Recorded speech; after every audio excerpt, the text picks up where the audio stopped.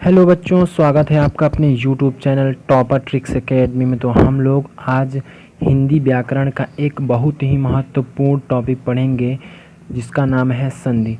ठीक, तो संधि को हम इतनी अच्छे तरीके से हम लोग पढ़ेंगे कि आप अगर जो इस वीडियो को पूरा देख लेते हैं तो आपको संधि कभी भी भूलने वाली नहीं है। एक बेहतरीन ट्रिक के माध्यम से पढ़ेंगे, तो आप इस वीडियो को अपने सभी दोस्तों के पास ज़रूर शेयर करिए।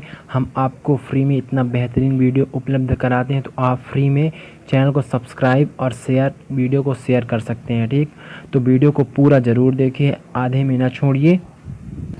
अगर आप पूरा वीडियो देख लेते हैं, पूरा वीडियो सीरीज़ जितनी भी संधि की आएंगी, तो आपको संधि टॉपिक में कोई भी प्रॉब्लम नहीं होने वाली है। ठीक, तो चलिए देखते हैं, पढ़ते हैं संधि के बारे में, जो आपके प्रत्येक एग्ज़ाम के लिए, चाहे 8th का हो, 8वीं का हो, चाहे 9वीं क्लास का हो, चाहे 10वीं का हो, चाहे आगे भी कंपटीशन एग्ज़ाम में भी संधि के क्वेश्चन पूछे जाते हैं। ठीक, तो देखिए संधि के बारे में पढ़ेंगे। तो संधि क्या है? सबसे पहले परिभाषा क्या है संधि की? देखिए, परिभाषा होती है दो वर्णों के मेल से जो सार्थक विकार उत्पन्न होता है उसे संधि कहते हैं। सार्थक विकार अर्थात जिसका कोई अर्थ निकले, वह जब परिवर्तन होता है तो उसको क्या बोलते हैं? उसको संधि बोलते हैं। और तो परिभाषा आपको मालूम हो चुकी है कि दो वर्णों के मेल से जो सार्थक विकार उत्पन्न होता है उसको क्या बोलते हैं? उसको संधि बोलते हैं। ठीक, अब देखिए आगे, इस संधि के प्रकार कितने होते हैं? संधि 3 प्रकार की होती हैं। पहला नंबर देख लीजिए, संधि 3 प्रकार की होती हैं। स्वर संधि, व्यंजन संधि और विसर्ग संधि के नाम से इनको जाना जाता है। तो बच्चों, संधि के पहले प्रकार स्वर संधि के बारे में हम लोग पढ़ते हैं। तो स्वर संधि की परिभाषा जान लीजिए। स्वर संधि होता है दो स्वरों के मेल से जो विकार या परिवर्तन, विकार को क्या बोलते हैं? परिवर्तन उत्पन्न होता है, वहाँ स्वर संधि होती है। जब दो, वहाँ कौन कौन से होने चाहिए? 2 स्वर होने चाहिए और स्वर के अलावा कुछ नहीं होने चाहिए। 2 आपसी स्वर जहाँ होते हैं तो उनके मेल से जो विकार उत्पन्न होता है उसको क्या बोलते हैं? उसको स्वर संधि कहा जाता है। और स्वर संधि कितने प्रकार की होती है? स्वर संधि 5 प्रकार की होती हैं। पहला होता है दीर्घ स्वर संधि, दूसरा होता है गुण स्वर संधि, तीसरा होता है वृद्धि स्वर संधि, चौथा होता है यण स्वर संधि और 5वां नंबर होता है अयादि स्वर संधि। ठीक, तो हम लोग आज पढ़ेंगे दीर्घ स्वर संधि के बारे में। तो सबसे पहले देख लीजिए आप, ट्रिक जो है इसकी, ट्रिक क्या है? सबसे पहले आपको ये याद होना चाहिए जितने भी स्वर हैं, है ना, हिंदी के, तो इतने स्वर हैं, तो ये आपको याद होने चाहिए। इसमें आपको क्या करना है? इसमें आपको घर, ये क्या हुआ? ये एक इन दोनों का घर हुआ, ये इन दोनों का घर हुआ। ठीक, ये इन दोनों का घर हुआ, है ना। तो घर, और यहाँ से अगर जो यहाँ जाते हैं ये हुआ परिवार। ठीक, इतना टोटल कितना हुआ? ये इनका परिवार हुआ, यहाँ से लेके यहाँ तक। देखिए ये जो यहाँ से यहाँ तक, ये क्या हुआ? परिवार। और जब इस लाइन, ये जो लाइन बनी हुई है, इस लाइन के इस पार आएंगे इतने जितने दिए हुए हैं स्वर, देखिए ये जितने स्वर हैं, ये जब लाइन के इस पार आएंगे तो कहाँ जाएंगे? अपने मोहल्ले में, मोहल्ले से बाहर जाएंगे, दूसरे मोहल्ले। मतलब ये हुआ इनका घर।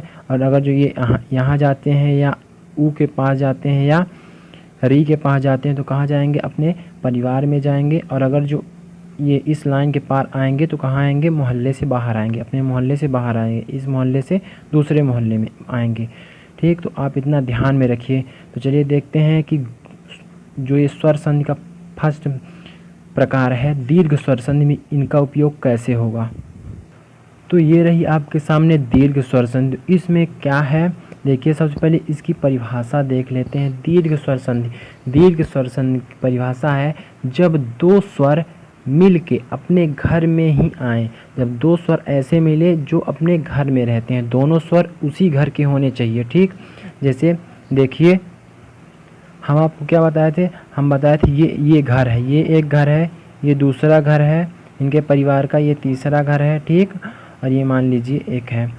तो वो अपने एक ही घर के सदस्य मिलकर जब एक विकार परिवर्तन उत्पन्न करें, अपने घर में ही रहें, तो वहाँ कौन सी संधि होती है? दीर्घ संधि, स्वर संधि होती है। अर्थात वहाँ पर या छोटा आ, छोटका आ, बड़का, दोनों भाई भाई हैं, छोटका भाई बड़का भाई। इसी प्रकार ई, बड़ी ई, ऊ, बड़ा ऊ, दोनों आपस में मिले, ये अपने परिवार में या कि मोहल्ले में न जाएं, ठीक है, अपने घर के ही अंदर रहें। तो वहाँ क्या होता है, दीर्घ स्वर संधि होती है। चलिए उदाहरण के माध्यम से हम आपको समझाएंगे तो आपको अच्छे से समझ में आएगा। तो हम आपको जो परिभाषा बताएं वो याद करने के लिए ट्रिक है कि जब दो स्वर अर्थात एक ही घर के दो स्वर मिलकर उत्पन्न करें, क्या परिवर्तन उत्पन्न करें या विकार उत्पन्न करें, तो वहाँ दीर्घ स्वर संधि होती है। तो इसकी ऑफिशियल अर्थात अगर जो आपसे पूछा जाए कि दीर्घ स्वर संधि की परिभाषा क्या होती है, तो उसके लिए आप क्या लिखेंगे, उसके लिए आप लिखेंगे जब हास या दीर्घ आ ई उ अर्थात हास का मतलब छोटा या दीर्घ आ ई उ के बाद क्रमशः हास या दीर्घ अर्थात छोटा या बड़ा आ ई उ स्वर आए तो दोनों को मिलाकर दीर्घ आ ई उ हो जाते हैं। तो वहाँ कौन सी संधि होती है, वहाँ दीर्घ स्वर संधि होती है, दीर्घ स्वर संधि होती है। तो चलिए इसका उदाहरण देखते हैं। तो देखिए प्यारे बच्चों, आपके सामने ये रहे उदाहरण, दीर्घ स्वर संधि के उदाहरण, ठीक। तो फर्स्ट नंबर में क्या दिया हुआ है, हम आपको एक बार फिर से बता दें, यदि आपको वीडियो अच्छा लगता है तो अपने दोस्तों के पास ज़रूर शेयर कीजिए, उनके पास ज़रूर भेजिए, व्हाट्सएप या फेसबुक के माध्यम से शेयर कीजिए, और जो भी माध्यम है आपके पास और चैनल को सब्सक्राइब कर लीजिए ताकि मैं कोई भी वीडियो बनाता हूं तो आपके पास तक उसकी सूचना, उसका नोटिफिकेशन आसानी से पहुंच जाए, ठीक, क्योंकि आपको इस चैनल में सभी तरह के वीडियो उपलब्ध कराए जाते हैं। तो देखिए इसका उदाहरण, आगे बढ़ते हैं। फर्स्ट नंबर क्या है, स्वार्थी। तो स्वार्थी में देखिए, ध्यान से देखिए, उदाहरण के माध्यम से अगर जो आप समझते हैं तो आपको अच्छे समझ में आ जाएगा, रटने की आवश्यकता नहीं होगी। तो स्वार्थी में क्या है, स्वार्थी में क्या है, स्वा लास्ट में, स्वा में लास्ट में क्या आ रहा है, आ रहा है आ, और अर्थी में फर्स्ट नंबर पे क्या आ रहा है, देखिए फर्स्ट नंबर पे ये वाला आ रहा है प्लस आ, तो क्या है ये छोटा आ और ये भी छोटा वाला आ, छोटकू भैया ये भी छोटकू भैया, तो दोनों मिलके क्या बनाएंगे, बड़ा आ, दोनों मिलकर क्या बनाएंगे, बड़ा आ। इधर देखिए, आपको अगर समझ में ना आया हो, स्वा, स्वा में आ कैसे है, स्वा जब बोलते हैं स्वा आ लास्ट में आ रहा है स्वा बोलने पे, तो वही आई हम लिखे हुए हैं ना, इसलिए अगर जो कोई भी व्यंजन बनता है तो उसमें उसके लास्ट में स्वर जरूर रहता है, ठीक। तो देखिए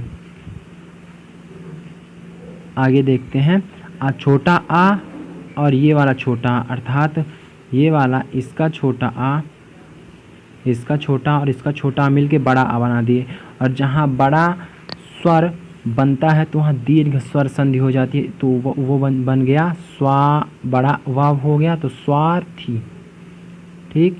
उम्मीद है आपको समझ में आ रहा होगा। तो अगला जो है आपका उदाहरण देख लेते हैं। अगला नंबर उदाहरण है परीक्षार्थी। तो आपका क्या दिया है, परीक्षार्थी। परीक्षार्थी में ये चीज़ जो लिखा हुआ है ये थोड़ा सा गलत हो गया, प्रिंट मिस्टेक है ना, तो इसको आप काट दीजिए, हम आपको बताए दे रहे हैं। परीक्षार्थी में क्या होगा, परीक्षा क्या लिखेंगे, परीक्षा, और धन क्या हो जाएगा आपका, अर्थी, परीक्षा धन अर्थी। तो ये जो बड़ा छा है तो क्या आ रहा है इसके, परीक्षा, इसको बोलिए तो लास्ट में कौन से स्वर की ध्वनि हो रही है, परीक्षा आ, है ना, बड़ा आ, परीक्षा तो अर्थात बड़ा आ, और प्लस अर्थी, अर्थी में ये फर्स्ट नंबर पे कौन सा आ रहा है, छोटा आ रहा है, छोटा आ, चाहे छोटा आ मिले तब भी बड़ा आ बनेगा, चाहे बड़ा आ छोटा आ मिले तब भी बड़ा आ बनेगा, और चाहे यहाँ छोटा आ हो यहाँ बड़ा आ हो तब भी बड़ा आ दोनों के योग से बनेगा। तो आपका इधर क्या हो रहा है, देखिए परीक्षा, बड़ा छा हो जा रहा है, बड़ा आ और छोटा आ मिलके बड़ा आ बना रहे हैं, तो ये क्या हुआ, दीर्घ स्वर संधि का उदाहरण हो गया। अर्थात दोनों एक ही घर के हैं, क्या बताए थे, दोनों एक ही घर के हों, अर्थात जब आ हो तो दूसरे शब्द में भी आ होना चाहिए, अगर जो ई हो तो दूसरे शब्द में छोटी ई या बड़ी ई होनी चाहिए, तो वहाँ क्या होगा, दीर्घ स्वर संधि होगा। दोनों कहाँ हैं, अपने घर में ही हैं।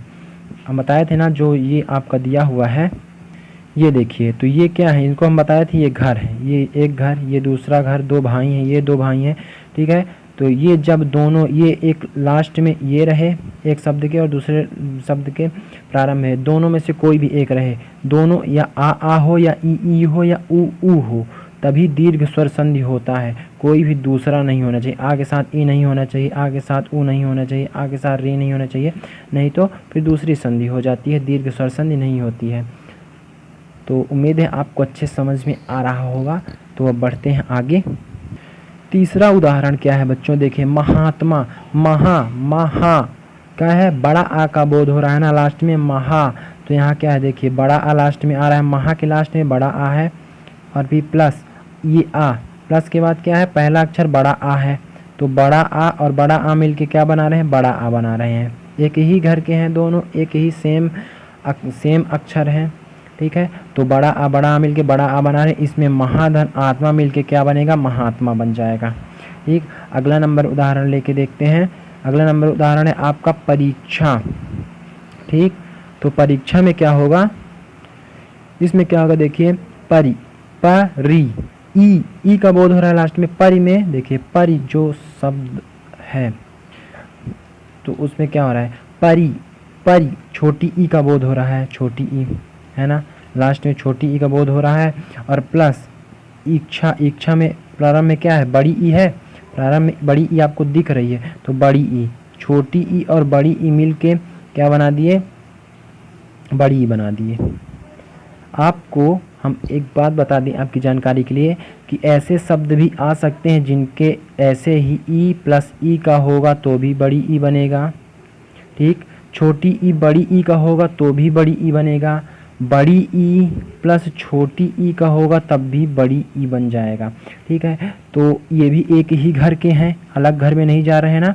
तो जब एक ही घर के हों शब्द तो अक्षर एक ही घर के हों, स्वर क्या बोलते हैं, स्वर एक ही घर के हों तो वहाँ दीर्घ स्वर संधि होती है। तो देखिए